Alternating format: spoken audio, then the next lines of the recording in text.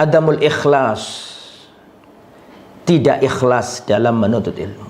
Itu kesalahan yang paling fatal, kesalahan yang menyebabkan seluruhnya tidak ada manfaatnya. Ilmu dan amal tidak ada manfaatnya kalau tanpa yang satu ini, tanpa ikhlas. Dan inilah kesalahan pertama dalam menuntut ilmu. Adamul ikhlas, tidak ikhlas ketika menuntutnya. Ingin agar dipanggil ustadz, ingin agar mendapatkan duniawiyah dengan ilmu agamanya. Ini juga teguran keras bagi orang tua. Jangan sampai orang tua mondokkan anak niatnya supaya nanti anak saya jadi seperti ustadz itu, yang banyak funnya, yang banyak jamaahnya. Jadi bukan memondokkan anak supaya anak itu ngerti agama, bermanfaat bagi orang tua dan bermanfaat bagi agamanya, mengingatkan umat tentang kebaikan-kebaikan. Tetapi bukan itu tujuannya. Tapi tujuannya agar anaknya nanti terkenal seperti Ustadz Fulan, bangga lihat anaknya nanti bisa menjadi orang yang disenangi banyak jamaah. Ini cara yang salah. Jangan sampai kita tanamkan dalam anak-anak kita niat menuntut ilmu yang salah, termasuk diri kita juga. Jangan sampai kita menuntut ilmu tujuannya untuk mencari popularitas. Tujuan menuntut ilmu supaya andorun nas, supaya penglihatan manusia tertuju pada dirinya. Belajar ilmu agama tujuannya untuk mendebat para ulama. Belajar ilmu agama tujuannya untuk membodoh-bodohkan orang awam yang belum mengerti. Nah, ini semuanya adalah kesalahan dalam menuntut ilmu, kesalahan dalam berniat. Makanya penuntut ilmu itu harus ikhlas. Ya, ibadah yang paling dibenci oleh iblis ya menuntut ilmu ini. Karena ilmu itu pelita, sedangkan iblis dan bala tentaranya itu kan menginginkan kegelapan. Iblis dan bala tentaranya ingin manusia diliputi kegelapan. Dan tidak ada yang menyibak kegelapan itu kecuali ilmu agama. Karena ilmu agama itu pelita. Al-ilmu nurun. Ilmu itu ibarat cahaya. Maka jangan dipadamkan dengan niat yang salah, yaitu tidak ikhlas tadi itu. Makanya kembali ke perkataan Imam Ahmad tadi. Imam Ahmad mengatakan, al-ilmu la ya'diluhu syai'un. Ilmu itu tidak ada yang mampu menandinginya. Tapi ada kelanjutannya. Kata Imam Ahmad, liman sohat niyatuhu, bagi orang yang benar niatnya. Jadi memang benar ilmu itu tidak ada yang menandinginya. Ilmu itu paling hebat. Tetapi ingat, ada syaratnya. Syaratnya adalah liman sohat niyatuhu, bagi orang yang benar niatnya. Lantas Imam Ahmad ditanya, wa kaifa tasihun niyah? Bagaimana cara niat benar dalam menuntut ilmu itu Imam Ahmad? Imam Ahmad ditanya, wa kaifa tasihun niyah? Wahai Imam Ahmad, bagaimana agar seorang itu menuntut ilmu bisa benar niatnya, bisa ikhlas?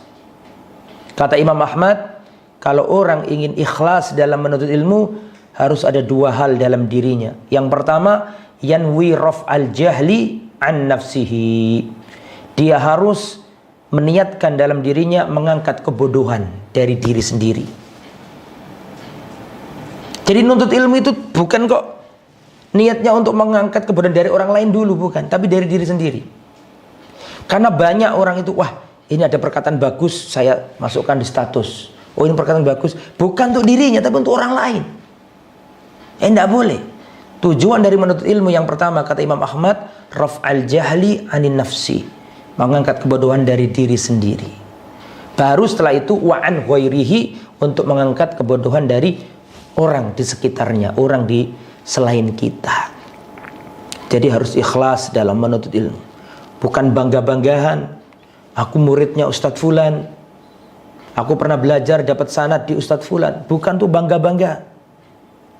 Tapi buah dari menuntut ilmu adalah ketundukan, ketawaduan, khasyah, takut kepada Allah. Innama yakhsyallaha min ibadihil ulama.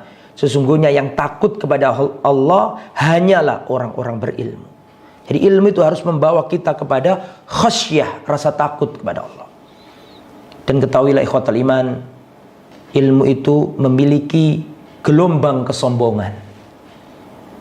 Kalau orang tidak pandai mengatur hatinya, ilmu bisa menyeret seseorang untuk takabur, ingin dilihat orang, bangga, nggak mau disaingi.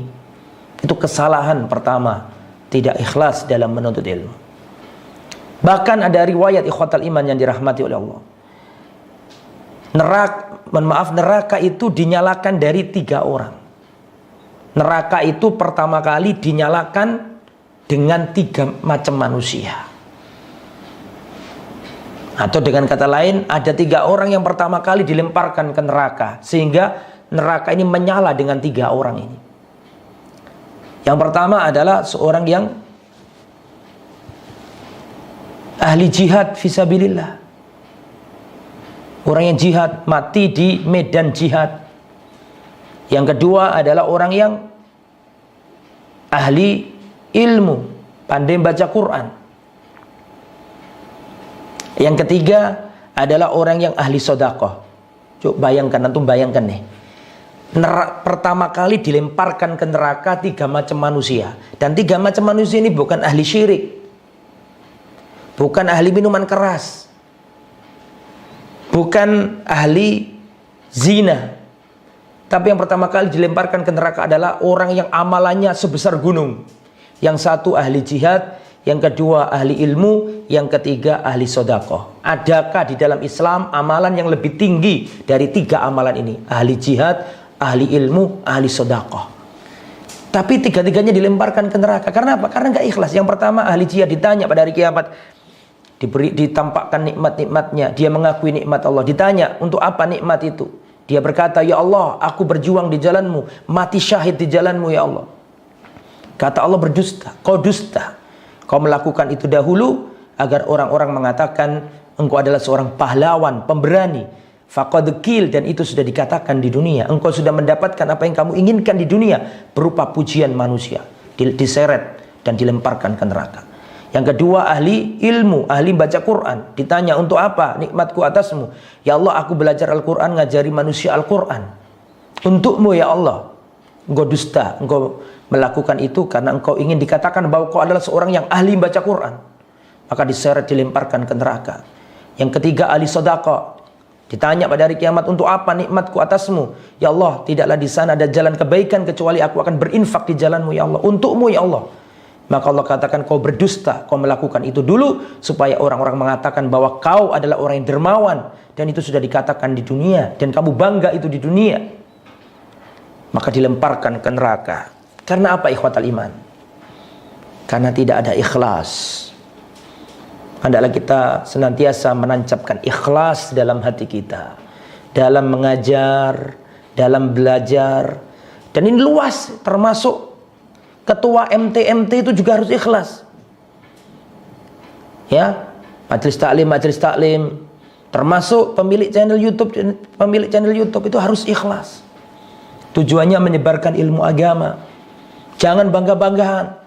Oh, yang channel YouTube yang sana, apa kelompok dakwah sana lebih banyak. Kemudian saling hasad, jangan. Karena yang paling butuh untuk ikhlas itu adalah para penuntut ilmu, para penyebar ilmu, para pengajar ilmu, para media-media yang menyiarkan ilmu. Itu butuh ikhlas.